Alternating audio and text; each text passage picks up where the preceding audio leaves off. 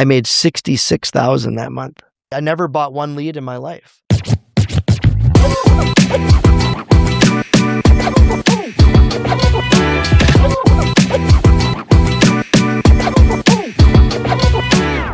Welcome, everyone, to the Minnesota Real Estate Agent Podcast. We are doing episode 4 today with the glorious Jon Nalty. Thank you for being here today. Ooh, I don't know if I've been called glorious before, but I'll take it. You'll take it. Jon is so wonderful for being with us, and I'd like to let you all know that he is the king of the dad jokes. Oh. Come on. Did I have to come prepared? Okay. Why the Scarecrow win Employee of the Month? I don't know. Well, he was outstanding in his field, April. Come on. Oh, for Pete's sake. Right. See, he's always got one. Like every team meeting we have, he's like the first one to make a funny comment. I love it. He's such a friendly, great guy. Humor is a good lubricant, as the great Jeff Fernstall told me. Jeff Fernstall. We got to get him on here too. Absolutely. Jeff's a legend. He's a legend, absolutely. Jon's also the biggest Minnesota sports fan that you will ever meet in your life. We were just talking about his Wayne Gretzky autograph excursion that he had. He tried to get his autograph how many times? Okay, so growing up in Minnesota, of course, I played hockey and was the biggest North Stars fan. I'm that old, right? You young people don't even know who the North Stars are. Well, we tried year after year. Every time Wayne Gretzky was in town, we'd go to the Met Center and want to get his autograph because the players would come out down by the ramp where he'd come out in the parking lot. Back in the day, they were more accessible, to fans. Well, Wayne was very elusive. He'd sneak out different doors, whatever. And one year, my brother and I actually chased him across the parking lot, and a couple of the other players that were with him stopped us, and Wayne kept running, and they're like, "Can I help you boys?" And we're like, "Well, I'm trying to get Wayne's autograph here, but I'll settle for the best defenseman's autograph." It was Paul Coffey and Marty McSorley that were the other two. But we actually, 1993, true story, North Stars are getting ready to move to Dallas, so we knew it was the last time that we'd have a chance to meet him in Minnesota anyways. And some LA Kings fans that traveled with the team told us the hotel he'd be at, which was right by the Met Center. And so we found him in the restaurant, got his autograph, waited for him to get done eating. Then I handed my camera, back before smartphones, of course, hand my camera to the server, and she got a picture of my brother and I, which maybe we can pop up here. But that'd be cool. And obviously, Wayne never played for any Minnesota hockey team, but it just came up before we were talking about this. So that's why we kind of went off on a tangent. But I wanted to ask you, why do you live in Minnesota? What do you love about living here? And we'll get to your new adventure. The obvious reason is I was born here. I was born in St. Paul. Mom was from Indiana, though, and met my dad. Moved here. And so we traveled to Indiana and through Chicago quite a bit, but grew up here, and I just loved Minnesota. And I feel like funny thing is, from being from St. Paul, you'd always feel a little slighted anytime you travel. They'd say, "Oh, you're from Minneapolis." I'd say, No, I'm from St. Paul. And kind of back to sports a little bit too. I went to the same high school, played hockey at St. Paul Johnson, which is Herb Brooks' alma mater, where the Miracle on Ice coach from 1980 played. So that was kind of, in our DNA, so to speak, Totally. being an East Sider from St. Paul. And then I ended up being, I was the sports editor for my high school newspaper, which is the Johnson Courier. And from there, I thought, I should be a sports broadcaster. So I ended up going to St. Cloud State for broadcasting school. But that's... Look at you. Yeah. You're back on the mic. Yeah, I'm back on the mic. Yeah. I wanted to be in fact, Jeff Passolt, some of you might know him. He's Channel 9, but he was Channel 11 sports director back then. And he's the one that suggested I should go to St. Cloud when I asked him for advice on that. Oh, cool. Yeah. What city do you live in now? And what should people know if they're considering moving there? I live in Blaine. Blaine's awesome. So it's one of the high growth suburbs. I mean, I think in the 22 years I've been here, we went from about 50,000 to I think it's about 75,000. And it keeps growing. In fact, they're now doing a big downtown Blaine project. We're going to get minor league sports stadium in there. I don't know if they'll be affiliated with the Twins or not, but we'll get minor league baseball. There'll be virtual golf, outdoor skating. It's going to be, I think, on some level like Arbor Lakes and Maple Grove, but Sure. a smaller version, and just some different things there too. But Oh, and the big Shields is coming in there too. So Everybody loves Shields. yeah. So I met Chris Carter at Shields 2 years ago. At the one in Prairie, I'm assuming. Yeah, he was ringing the bell for Salvation Army, and I gave him a big hug. I was like, "Oh my God!" Like that was like my dream come true. He's got giant hands. I didn't notice that. Yeah, that's why he can grab a ball and just one-hand it. I mean, just crazy. He's just a large human being. But yeah, next on my list is Randy Moss. Like I will be 100%. I can die happy if I meet Randy Moss. Oh, I was at the. Not to get off subject, but speaking of Randy Moss. When I was a newlywed, 3 months into my marriage in '98, my wife and I drove from Pensacola, Florida, down to Tampa to watch the rookie Randy Moss play. Really? It was the only loss that year. They were 15-1, and I was at the loss. Wow, they were playing the Bucks. They were playing the Bucks. Yep. Wow. So I drove down 7-hour drive down to Tampa and stayed at MacDill Air Force Base housing. And nice. Yeah, so it's funny when you and that didn't even seem that long ago, but now he's been retired for a while. So it's just how fast time flies. Yeah. He's the freak. Other thing about Blaine that I'm really excited about is the Highway 65 is actually going to become a freeway, right? Correct. They're, right, taking out all those lights, and it's a death trap. Since I've lived there, they've done 3 bridges. I think it started maybe 2006 or 7. They took 6, out 7. 7. So 125th, which we know is Main Street there, County 14, some people call it. That was actually a stoplight at Main and 65 when I moved to Blaine in 2004. Very dangerous stoplight. Horrible. So they took that one out, and then the one just north of there, 129th, was also a stoplight, and that became a bridge. And then just south of there, I want to say that's maybe like 119th or so, took that light out. So those are 3 bridges, but I believe they're doing it inverse. So instead of the highway going under, I want to say the highway's now going to go over. Oh, I didn't know that. Yeah, like 109th and I think maybe 105th. So they're taking it down. Okay. Correct. Yep. Whatever. Just make it happen, so it's going to be a couple of years of trial with people that live in that area, but it's going to be the long run. The long run is going to be fantastic. Yeah, totally. Next time you come to town, it'll be different. Okay, let's get back to business. How did you end up in the greatest industry in the world? I kind of alluded to earlier, I didn't set out to be in this industry. I wanted to be a sports broadcaster. I didn't have any money to go to college. My dad, very blue collar, worked for the railroad, worked 60 hours, sometimes 80 hours a week to try to make ends meet. So I was kind of in that W-2 mindset growing up, where to make more money, you have to work more hours. Didn't understand anything about leverage or kind of any business other than my mom. She was a home-based business person, home-based sales. So people obviously know like Tupperware and Avon and Amway and stuff like that. Mm-hmm. She was in a company called Princess House out of Connecticut, and they sold crystal. So you do these Princess House parties. So I had a little bit of that entrepreneurial, I guess, a view of it a little bit from her. She wasn't making a ton of money, but was still successful. Like she won trips and stuff like that. I mean, we did trips to, well, I didn't go on all the trips, but she was like Hawaii a couple times, wow. Quebec. I went to one, like a convention of hers in St. Louis and got to run upstairs in the arch and everything. And when they let you go in the stairway and stuff. Yep. So yeah, but as far as why I got into it, so I didn't have any money to go to college. So I ended up finding out about the Air National Guard. So I joined the Air Force. And I was like, okay, do I want to go full time in the military? I really didn't, because I wanted to go to college and get my broadcasting degree. So that was a nice compromise. So did the basic training in Texas, my tech school in Texas, came back here, and then it basically became a weekend warrior. 1 weekend a month, 2 weeks in the summer, while I was going to St. Cloud State and working on my mass communications degree.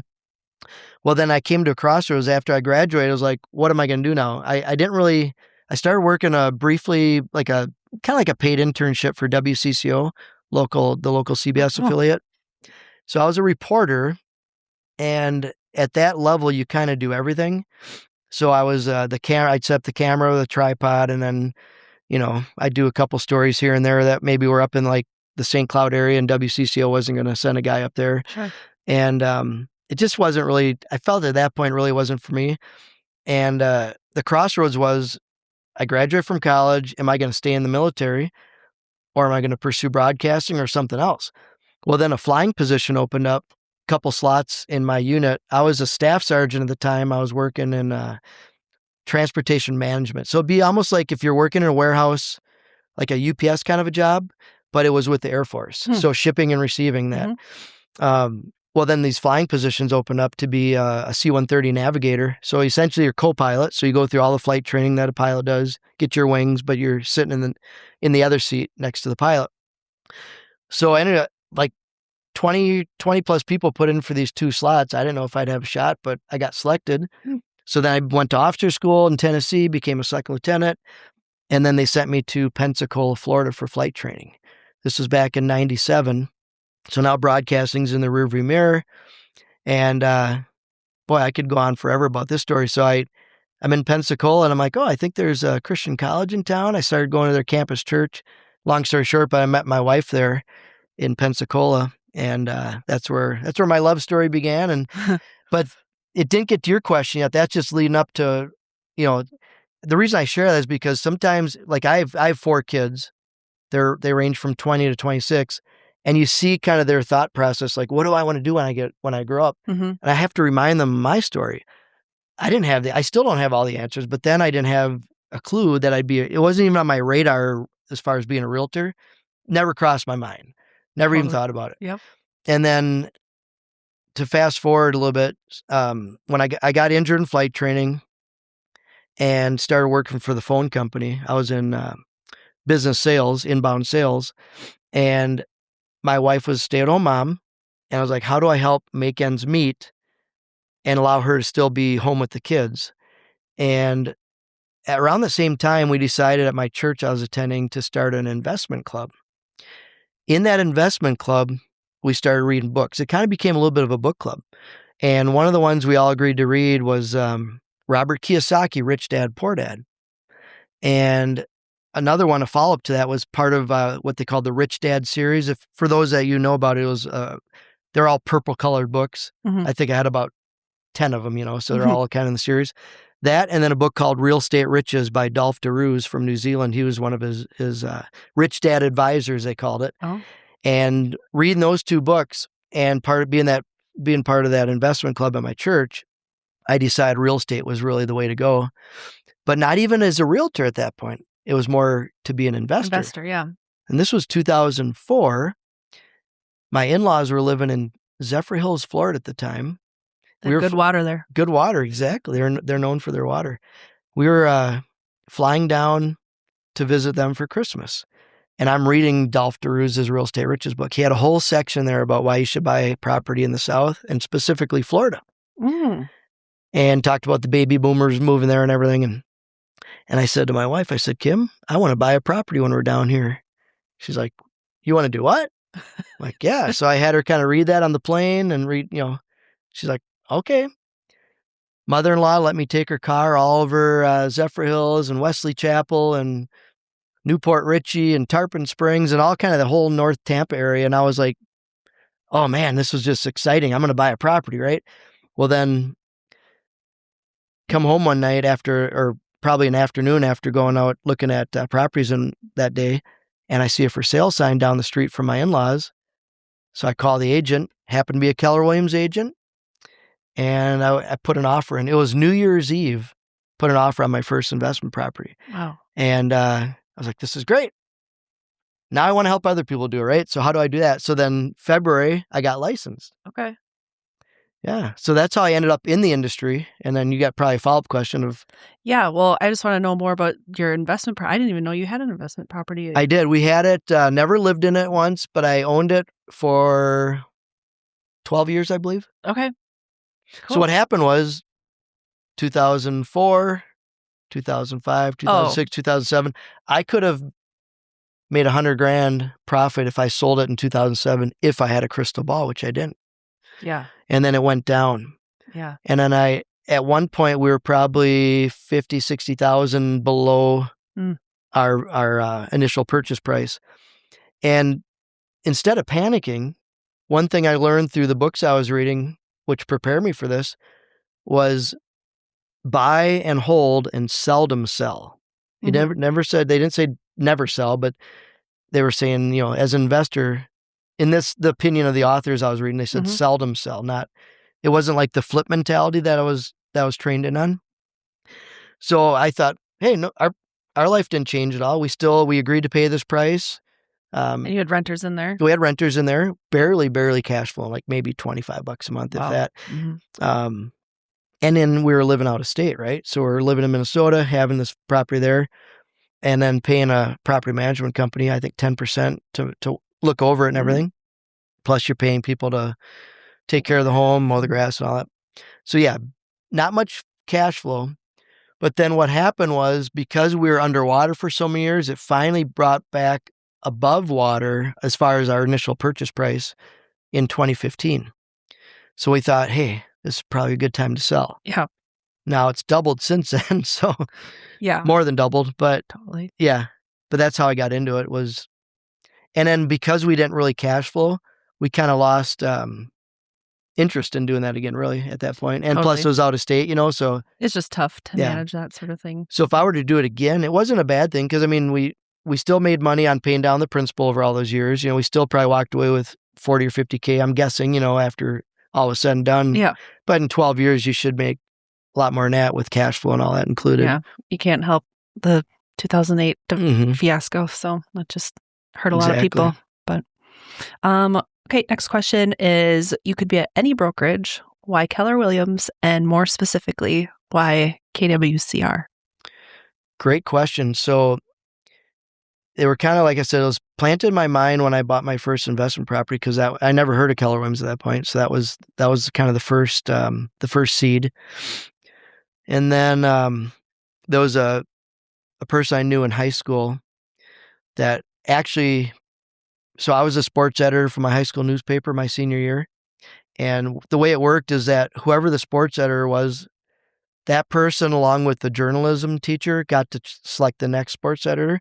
So the person that I selected to be the next sports editor, he ended up becoming a Keller Williams agent briefly.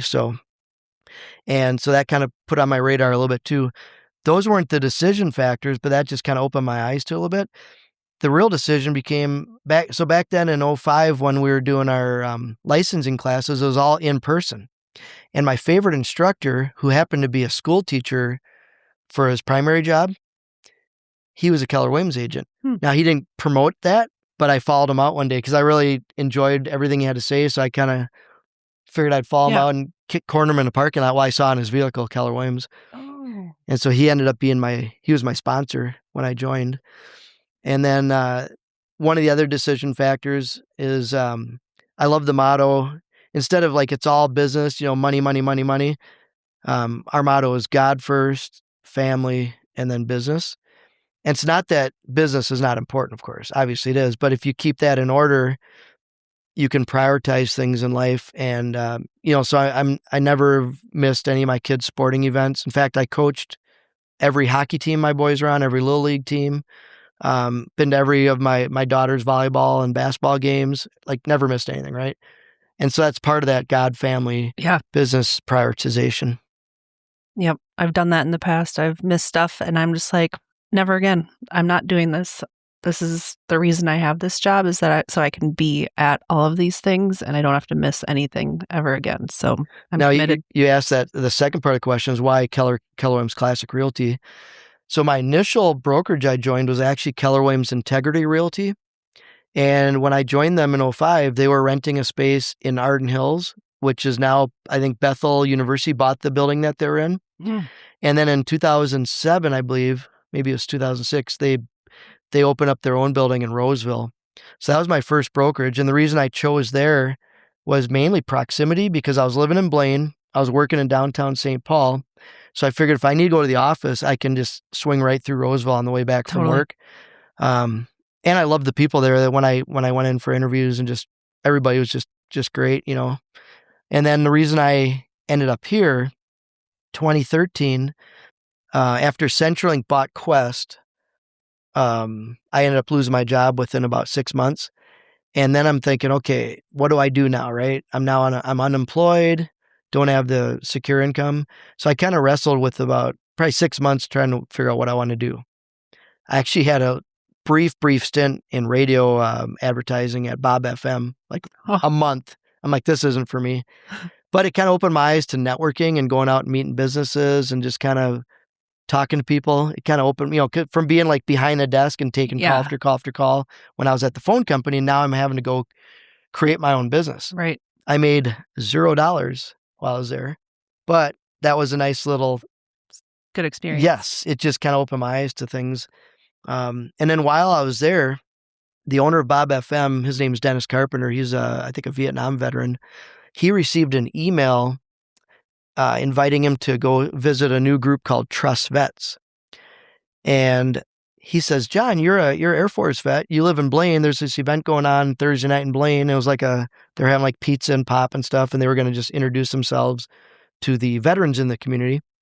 So myself and Paul Thomas, he's a DJ now with K102, but we went over and checked it out, and I just fell in love with the group and the idea. It's kind of like Angie's List. Sure. But it's for military veterans. So the idea is if you're looking for, say, like a painter, a plumber, or a realtor, whatever, instead of going to Angie's List, you go to trustvets.com. Oh, is that how you got your electrician?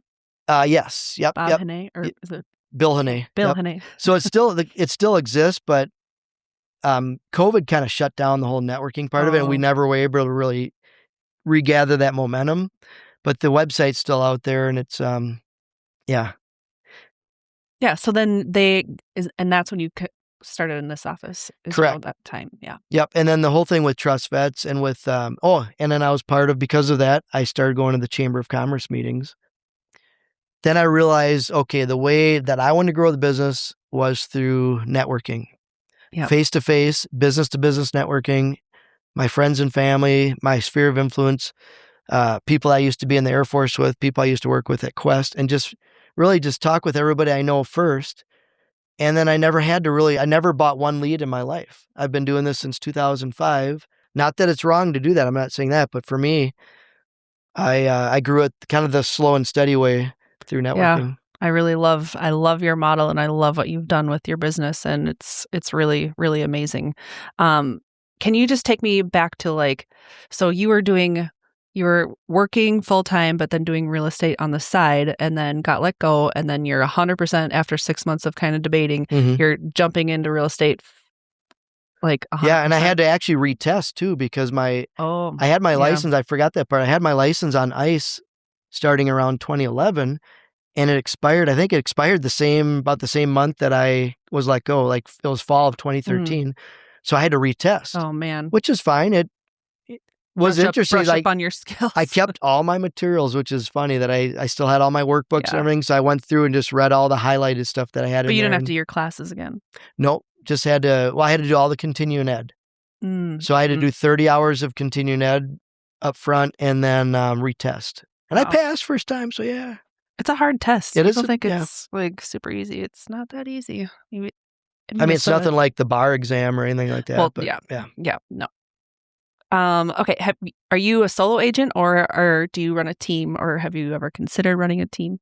I'm a solo agent. I've been asked to join teams, and people have talked to me about, hey, would you like to start a team? If you ever do, I'd love to join your team. And I just haven't ever done it. I just felt like I've never had to. Again, I don't know if I should or shouldn't have, but for me, the path I took was I'm fine being a solo agent. And, we kind of have our team anyways, so I travel a lot. My wife and I were in Hawaii for, 8-9 days, and had probably 2 deals close, or not closed, but I had deals that got under contract while I was gone, because working with, using agents in the office to help facilitate that. We were in Africa visiting our son who's a missionary, and kind of same thing there. This was in January, and here I'm doing deals across the globe. 4 o'clock. 8 hours. It's 8 hours difference. I was like, hey, I'm 8 hours in the future. Do you want any stock tips? So, hey, I could tell you who won the basketball game tonight. Get a nice chuckle out of people. But okay, so a solo agent. You've always been a solo agent. That makes sense to me. And how? And you kind of mentioned this. Next question was going to be how do you get deals in today's market? Where are your deals coming from? But it sounds like a lot of sphere and past client and referrals, and you've just kind of gradually built your business into this amazing, wonderful thing that if people need an agent, they're calling Jon. Yeah. The analogy I would use, it's almost like a freight train. Think of and we don't see a ton of them coming through here in the Twin Cities, but let's think of like, a typical freight train. It's 100 cars long, right? Like this long coal train. Maybe you're in Nebraska and you see this train and it's cooking down the highway or down the tracks like 85 miles an hour, right? Well, didn't start out going that fast, did it? Right? I mean, when it stopped and it's being filled up with coal, when they try getting that moving down the track, it's a lot of energy and it's slow. That's kind of how business can be, right? It doesn't have to be. Like, you can fast track it, you could buy leads, and you can probably saturate yourself, get phone call after phone call. But for me, I built it kind of slow and steady. But the nice thing is once that train's moving down the tracks, you just have to shovel a little coal in there every now and then and keep it going. So the danger of that, though, is when you rely too much on the, we call it the come list me calls, where, hey, John, my mom's going into senior living. Can you come list the house, right? The danger when you rely too much on that, which I kind of have since it's, I get those calls, is that when they don't come, how do you lead generate then, Yeah. So nobody wants to be that salesman that, people think, oh, here comes John. He's trying to sell me something. So, there's a saying, people love to buy, but they hate to feel like they're being sold. They hate to feel sold. Mm-hmm. So you don't want to like always sell to people, hey, look at me, I'm a realtor, pick me. But everybody kind of knows you are. So you just want to make sure that you're ready to. But what I've learned is that you want to make life about other people, like be more other-centered. And it's hard because we're all self-centered. And it's part of going through Bold back in 2014. Yeah, I took my first... Can you tell us what BOLD is? Some people don't know what that is. BOLD is an acronym. It stands for Business Objective Life by Design, BOLD. And instead of living life by accident, you live it by design. Great common sense things that a lot of that is like really taking a sincere interest in other people's lives and investing in them.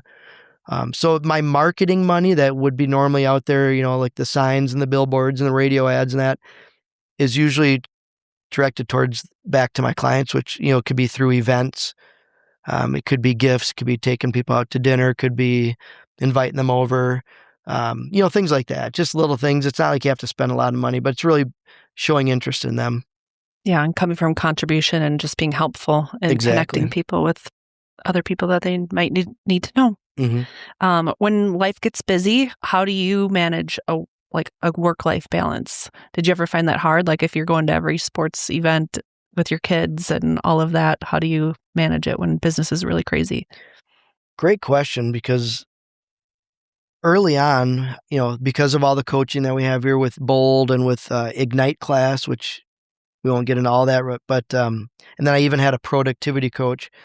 My business grew pretty fast, and I was at a crossroads.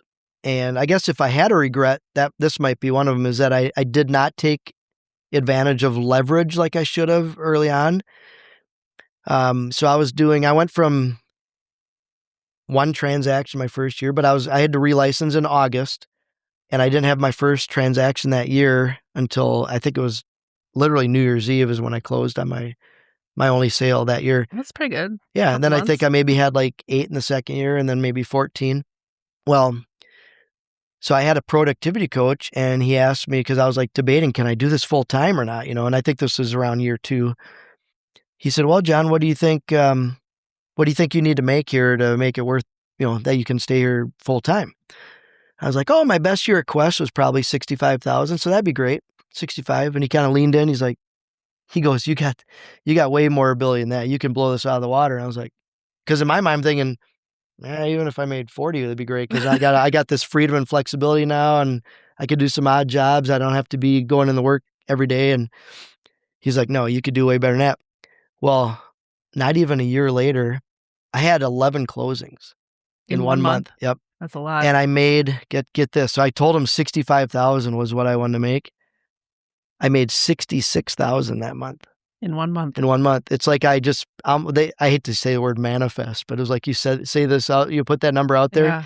And it wasn't like I was trying to make that exact number, but it was just so funny. Like, and then I saw, his name's Ben Hoffman, but I saw him come in. And I said, Ben, remember that conversation we had about the financial thermostat and what number? He's like, yeah. And showed him the amount because it was like in my mail slot, the commission for that month. And we just both kind of teared up and he gave each other hugs. I was like, it's because of you. Yeah. But no, it was great. That's amazing. But no, but I could have at that point, I would say if I could go back in a time machine, I would have probably hired some leverage. Like I'd probably get an admin and maybe buyer's agent, that kind of thing and start. But I was content, here I'm going from corporate America job, making ends meet, definitely not being rich or anything, but I'm paying the bills and feeding the kids and all that, raising a family. Yeah. And then here I have 1 month where I do better than my best year. Why do I need, in my mind at that point, I'm like, why do I need to do anything else? If it's not broke, don't fix it. But the advice that I should have heeded that all of our leadership says is, well, it's leads, leverage, and listings. So the leverage part, and it's partly because I don't want to spend any money on it. And I can do it all. I know how to do every form. I know how to put it all together. And, there's probably 200 things that we do as an agent and I can go through and do every single one of them. Yeah. So then, if I were to give anybody advice and they were at that point where they're doing say 30 to 40 transactions a year, get some leverage. Yeah. It is a very nice tool and it does take a lot off of your plate, but you must have had some late nights and early mornings, I'm guessing, with 11 closings in 1 month and doing all the paperwork yourself. Well, and thankfully Kim's been a stay-at-home mom the whole time. So, not like we had to worry about who's watching the kids or what's going on at home or who's going to get so-and-so to the dentist or whatever, right? Now the sporting stuff, like I said, I always carve that. It's always in my schedule right away with any kids' events. I'd put that in my calendar. So my thought is, and I got this from Bold and from Franklin Planner. So when I was in officer school, they kind of beat into us the Franklin Planner system and prioritizing everything. So in my mindset is if it's not in your calendar, it doesn't exist. Mm-hmm. So my calendar, I could show you, my phone's not on me, but I could show you my calendar. You could go out months and you'll see like church is always blocked in every service. Any kids events, it's already there, right? So it's non-negotiable. So that way you're not, I'm sitting down with clients and I'll show them my calendar too. I'll say, hey, I got a busy life, and I'll show them, like I'll scroll back on my Google Calendar and show them like previous. It's all color coded. And you don't see hardly any white space. But then if I just go forward maybe a week or two, you'll see all this blank space. It's like, hey, let's get something in the calendar right now. Like maybe I'm sitting down with a buyer and they're like, well, we don't know what properties we have to see yet. So no, don't worry about it. What time and what day works for you in these? There'll be something. Yeah. Like, and like, oh, I see you've got 2 hour slot on Saturday. Let's do Saturday from 1 to 3. And then I've got them on a search. Now they're favoriting the homes. Now by probably Thursday, Friday at the latest, we're scheduling, say like 4 to 6 of their favorites. And it's good to go. So you have to kind of, because if they were to call me then Saturday morning, if I didn't set that expectation, hey, I'd like to go see this house today, I probably already have something booked. Else. Yeah. And it could be I'm just mowing the lawn that day or something, like right? That. I like that a lot. Just like look a week in advance or 2 weeks in advance and just like plan that rather than the night before. Hey, can we go see this one? Which obviously we're always going to accommodate it if we need to. But if you just kind of know in advance, like when you're booking showings, because that is a tough thing because some houses go on the market Monday, some go on the market Thursday, Saturday. And in this market, you want to be one of the first ones in there because it's, well, and then crazy. when you explain to that kind of your philosophy in life, and most of my people already know me, right? They already know this about me, but they like that you put God first, family first, and business, right? And they know business is important to you. But they know that those are non-negotiables, and they're not going to ask me to skip, your kid's soccer Katie's volleyball game, or she's in college now, but they're not going to ask me to go on a showing at 9 a.m. on a Sunday. I'm going to say, sorry. You're at church. So I already told them ahead of time, then that never comes up as a conflict. Yeah. Or if that was, let's say I had some out-of-town buyers, which has happened on a couple times, and they needed to see something on a Sunday morning, we've got our team of people here. So I usually just tap a couple of agents. Hey, I've got, I'm going to be at church. I don't want to cause you to miss church or whatever, but so that's happened on occasion too, where I just, and then I just pay them for their time at that point to go show the property. Yeah, we do have a nice network here that we can. Oh, fantastic. Lots of great agents in our office that are super helpful and willing to help at a moment's notice. So, how are you keeping your pipeline full? I know you do some marketing, although you say you don't spend any money on marketing, but I know you do one specific thing. Do you know what I'm talking about? Oh, I brought props. Let's see here. I think I know. So this started, I'm off camera now, but. You brought your books for props. We didn't even talk about your books. We can get to that. So I think what you're referring to are these, right? I sure am. Yeah. So this started, okay, these are magnetic calendars. When I worked at Quest, we had lockers, metal lockers all around the office that were kind of our place. Put your coat, put whatever your belongings were, shut the locker, right? So I thought, hey, get some magnetic calendars on there. Yeah. I think I actually started out with just business cards and a magnet on the back of the business cards, and I'd go around and hand them out to people. Well, then I realized sports magnets were better. So I did Vikings for a while. Well, then I kind of cut that out because the Wild covers every it's the same calendar. Yeah. Yes. Yep. So Wild, and a lot of times I'll just do the Wild, but this year I decided to do Wild and Timberwolves, and turns out they had 2 great seasons. So yeah, it's nothing too fancy, but I figured they're not going to throw away the business card when it's on, I don't have anything metallic something here, but to reference it to. Yeah. Nope. Yeah, no, those are great. I love those. Yeah. And then I door knock with them. So I'll walk in my neighborhood and hand those out to everybody twice a year, spring and fall. Oh, nice. So yeah, it's really not much marketing, but that is something. Yep. It helps get your name out there and keeps your pipeline full. And what is the best tip you could give a new realtor? Good question. Don't be a secret agent. So, if you're an introvert, which I'm not, but if you were, that might be the biggest obstacle.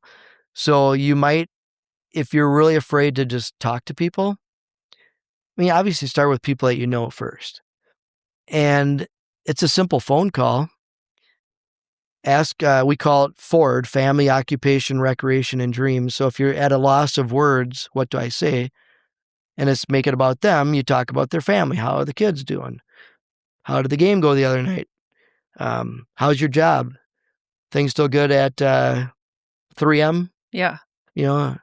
They you get that promotion that you're talking about last year. Oh, you didn't? Oh, I'm sorry to hear about that, right? Recreation. You still making your annual ski trips? I think I saw you skiing in Aspen last winter. Are you doing that again? Dreams, where do you see yourself? Are you going to stay at the job? You guys have any more kids? Right? That's a kind of an easy template. And again, it can't be fake. This isn't manufacturing. But if you're at a loss of what do I talk about, that's a good starting point. And then naturally, they're going to ask you. You're not trying to trick them into asking you about real estate. That's not what I'm saying. But it's a natural conversation at that point. Make it about them. Obviously, they're going to ask you. The common question is, how's the market? How's your business going? Yeah. And so just have some honest discussions with them. You got to know the market. Is it a buyer's market? Is it a seller's market? What does that mean, right? Well, you could talk about days on market. You can look at get signed up for the RAL report. Do you get that? Yeah, I get that. Yep. Yeah. I usually look at inventory. So how many months of inventory is there? Like, how long is it taking for houses to stay on the market? If the houses that are on there now were the last ones listed and nobody listed, like you weren't, let's say they put a stop on listings, how many months does that take to empty that market, right? That's the inventory. So a balanced market would be if it's about 6 months inventory, right? That's what we're told anyways. So, right. So we've been less than that for going on a decade. So we've been in a seller's market. But because it's becoming more balanced now, people think that, the market's it's crashing. And it's not. It's becoming more normal. And what happened with COVID and through probably 2023 is that abnormal became the normal. Waiving inspections, offering, 20, 30, 50K over list price became the norm. And and then you get 30 offers, and that's not good for anybody. So it's actually refreshing to be kind of moving back to normal. Yeah, totally. Is there any mistakes that you made along the way that cost you time, money, deals? I would say the not getting that leverage. Okay. And not doing that, and really not being into the systems of Keller Williams, because we have some fantastic systems here, but not being in that consistently with, we call it 36 touch. So do I follow that? On some level, yes, but no, I'm not touching people 36 times a year like the recommended formula would be, I guess, in the Millionaire Real Estate Agent. Now, you could argue like, okay, if I'm commenting on somebody's Facebook post, is that a touch? I mean, yeah, they saw my like or my comment, but being more intentional about business, and being more consistent in that respect. So then things don't fall through the cracks. So yeah, I would say getting leverage, getting the systems in place right away and being more intentional, and then just being consistent. I had an office in our Blaine office for probably 5, 6, 7 years, something like that. I'd have to go back and look exactly how many years. And then our friend Matt Davies, who you had on last podcast, he was growing a team at the time and really was envious of my office because I had the best office. Oh, you nice had that corner office Yeah, in that's a good Blaine. one. And so Matt would peek his head in there. So, John, when you gonna let me have your office? So a combination of that, and then we were kind of becoming empty nesters a little bit because my kids were getting married and going to college and everything, and had this giant house in Quail Creek. And it's like, okay, I can let Matt have this office, and I'll just office out of the home. That actually was probably an ouchie too, because yeah, if you're not in the office consistently, then the business could slide a little bit. Yeah. But I mean, I'm still, like I said, I'm still doing great, still happy about everything, and money's not everything, right? But but the growth could have been like, yeah. If I would have kept the trajectory, I probably, I could have been 10 times the business by now for sure. Yeah. But you got to live life too. So it's absolutely. Work-life balance. Yeah, no regrets. It's just, that's kind of like, since you asked, that's kind of a reflection, like, okay. Totally. Yep. What is next for you? What do the next 12 months look like? I see where you're going. So a lot of people might have heard this, and if you haven't, this could be a surprise, but we are moving to Southwest Florida. Whoop, whoop. So I'll be listing my home, if everything goes as planned, by next week. Okay. By the end of next week. That came quick. Yeah. And amazing home. Felt like it was, now we didn't build it. It was built in 2012, but it felt like it was built for our family. And I won't get into all that right now, but I told the story how I met my wife in Florida. She's not from there, but she was in college there. Her dad was a pastor for 50 years. At the time, he was pastoring in northern Kentucky, where we got married. And he then went down to Zephyrhills. I mentioned that when my in-laws were in Zephyrhills. Then went to Tennessee, where both of my wife's grandparents lived. So they wanted to go there and kind of take care of their aging parents. And he ended up becoming the pastor at a little church in McMinnville, Tennessee for 10 years. And he retired. He said, we want to be by family, but John, it's too cold in Minnesota. So we're moving to Florida. So they built a home right next door to my wife's sister's family. Oh, nice. And that was about a year-ish ago. Oh. So now it's like, okay, now all the families down there, even my kids are there. My one's in Africa, but it's like, okay, all roads are kind of leading to Florida. So yeah, so I'll be getting licensed with Keller Williams down there. 90% sure it's going to be Keller Williams Sarasota on the Water is the name of the brokerage. There's about 8 brokerages of Keller Williams within an hour of where I'm going to be living. So I haven't nailed it down 100%, but that's more than likely where I'll end up being. Yeah. That's why I wore my selling soda gear today. So that, because you talked about doing Florasota as your... Yes. So I have the domain name, FlorasotahOmeTeam.com. That's cool. It doesn't take you anywhere yet because I have to figure out where I'm going to direct that. But yeah, Florasota Home Team will be kind of a secondary brand. So it does tie in with also Minnesota and Sarasota. Hockey stick and a pickleball in the logo, just because those are two of my passions. Did you already make the logo? Yeah, so hockey stick and a pickleball paddle. Actually, Paulette kind of help me with that through chat. Kind of fine tune it with the graphics guy. But so that's kind of the idea, but there's not a lot of implementation yet. But yeah, the idea long term would be to try to capture people specifically from Minnesota that maybe want to move to Florida or maybe get a second home, get a winter home in Florida. I'd love to be your guy. So yeah, call John. Yes, call me. Right around the Sarasota and surrounding Yeah, areas. so I'm going to really be boots on the ground. Again, nothing signed yet, but I'm pretty sure I'll be joining a team down there. It's Brittany and Jordan Coleman, the Coleman group, out of that same office. So they've been my referral partner in the past of sending clients down there.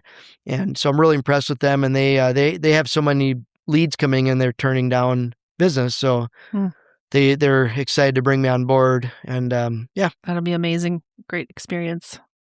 Yeah, I'll be, it's going to help me. It's just going to make me become the expert in that area because I'll be, if I'm not doing showings every day, I'm going to be previewing homes and because I want to, and I'm going to be drag my wife along with me too. She loves going on showings. I'm hoping to bring her on the team. I think she's going to do great. So, yeah.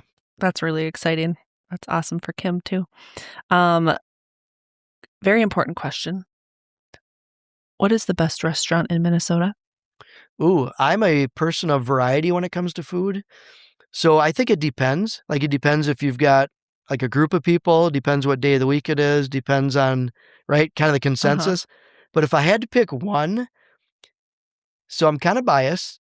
My daughter worked there for a few years. She was a hostess.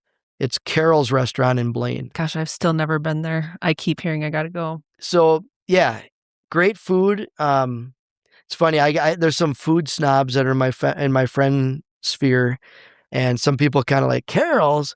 It's funny because it's definitely average person's a little older there, but I tell them, I said that's because they've had their whole life to see what's the best bang for the buck and the best food, and they've settled on Carol's. Yeah. So free plug, Carol. Yeah.